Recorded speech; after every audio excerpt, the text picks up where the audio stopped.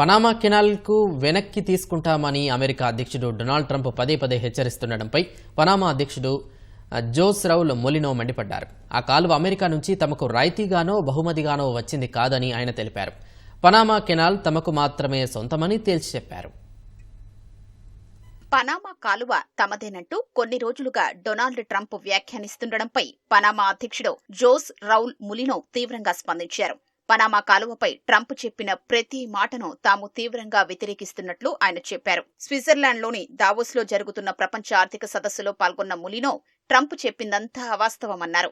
Panama canal America నుంచి తమకు రాయితీగానో బహుమతిగానో వచ్చింది కాదని పేర్కొన్నారు. పనామా కెనాల్ తమకు మాత్రమే సొంతమని మొలినో తేల్చి చెప్పారు.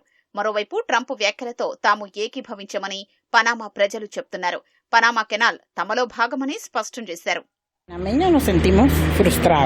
As a Panamanian, we feel frustrated, but at the same time, I think and believe that the canal is ours. We gained independence from the United States because we needed freedom, and this is on our land, so it's part of who we are. The reality is that this doesn't belong to him. It belongs to Panamanians. This canal is Panamanian, not American. That's why we disagree with Trump even continuing to make such statements.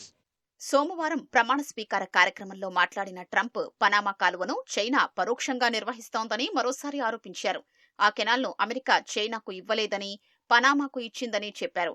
ఇప్పుడు దాన్ని వెనక్కి తీసుకుంటామని Trump వ్యాఖ్యానించారు.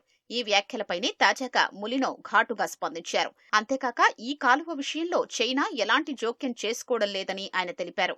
ఇలాంటి ప్రకటనలతో Panama ప్రజల్ని తప్పుదోవ పట్టించలేరని చెప్పారు. Panama కాలువను 1914లో America నిర్మించింది.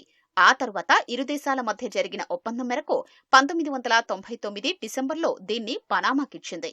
అమెరికా వాణిజ్య, నావికాదళ నౌకల నుంచి పనామా దేశం భారీగా ఫీజులు వసూలు చేస్తోందని, వీటిని తగ్గించాలని ట్రంప్ డిమాండ్ చేశారు. లేదంటే ఆ కాలువను తిరిగి వెనక్కి తీసుకుంటామని హెచ్చరించడంతో రెండు దేశాల మధ్య వివాదం రాజుకుంది.